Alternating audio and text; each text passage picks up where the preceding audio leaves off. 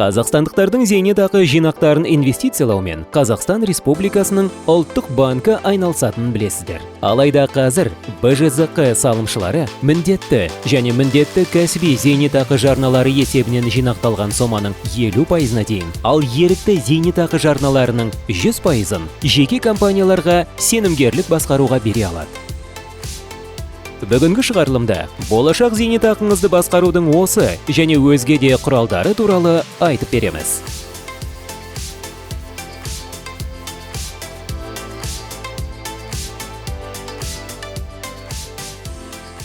Сіздің зейнетақы жинақтарыңыз бірыңғай жинақтаушы зейнетақы қорында сақтаулы. Ұлттық банк сіздің қаржыңызды қосымша табыс әкелетін құралдарға инвестициялап отырады. Алайда оларды енді жекеменшік компанияларға басқаруға беруге болатынын білесіз бе? Ол қалай? Инвестициялық портфельді басқарушылар бұл зейнетақы активтері сынды инвестицияларды басқаратын кәсіби компаниялар.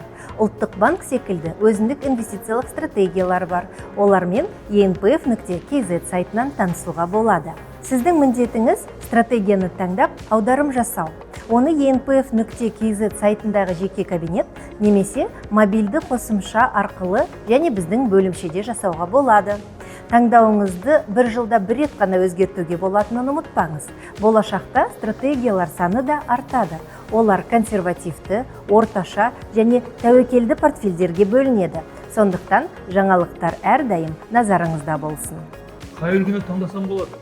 Басқарушы компанияны таңдау өте маңызды қадам. Таңдау жасамас бұрын олардың инвестициялық декларациясы және жұмыс тәртібімен танысып алыңыз. Компаниялардың инвестициялық қызметін тексеруді ұмытпаңыз. Инвестициялық басқарушылардың тәуекелдерді қалай бағалайтынын және табыстылығы қандай болатынын түсінуге тырысыңыз. Бұған қоса, басқарушы компаниялардың толық тізімімен танысып, олардың бұған дейін қандай табыс әкелгенін көріп, біліп алу керек. Бұл ақпарат қор сайтында жарияланған. Қызық екен. Дұрыстап танысу керек болды.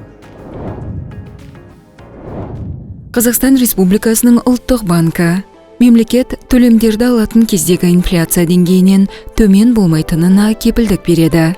Тәуекелдер өте аз. Жеке ИПБ-лар, түрлі инвестициялық стратегиялар, зейнетақы активтерінің орташа кірістілігі негізінде есептелген ең төменгі кірістілік деңгейін қамтамасыз етеді. Бұл маңызды. Активтердің есебін БЖЗК жүргізеді. Сондықтан салымшы активтерді басқару нәтижесін сайттағы жеке кабинет немесе мобильді қосымша арқылы өзінің үзінді көшірмесінен көре алады. Зейнет жасына 10 күн қалғанда активтер ұлттық банктың басқаруына автоматты түрде қайтарылады.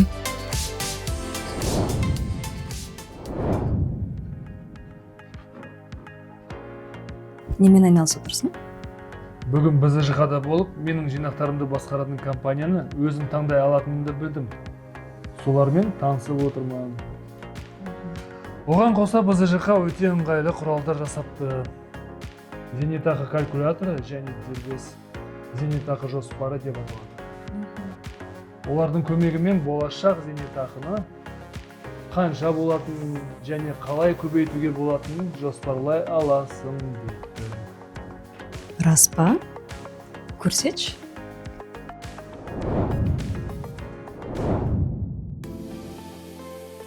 Зейнетақы калькуляторы осы күнгі жинақтар негізінде болжамды зейнетақы көлемін есептеп береді. Калькулятордың екі түрі бар. Ағымдағы үлгі алдағы жылы зейнетке шығатындардың зейнетақысын есептеп береді. Болжамды үлгі ықтимал зейнетақы көлемін есептеп қана қоймай, оның құрамдаушы бөлшектерін көрсетеді.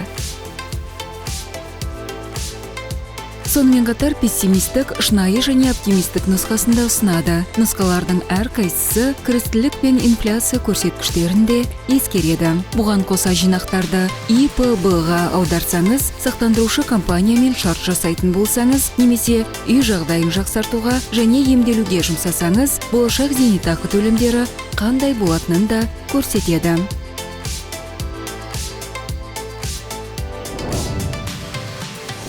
БЖЗК салымшыға дербес зейнетақы жоспарын құруға да мүмкіндік береді. Аталған құралдың көмегімен зейнетақы жинақтарының қазіргі көлемін ескеріп, зейнетақы төлемдерінің қажетті сомасын негізге ала отырып, болашақ жарналардың талап етілетін мөлшерін есептей аласыз.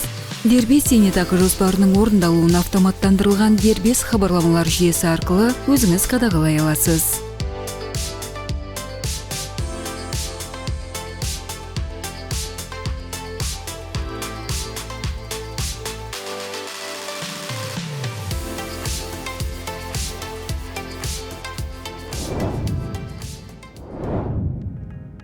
Барлық есептеулерді жүргізгеннен кейін ең дұрыс әрі пайдалы нұсқаны таңдау керек.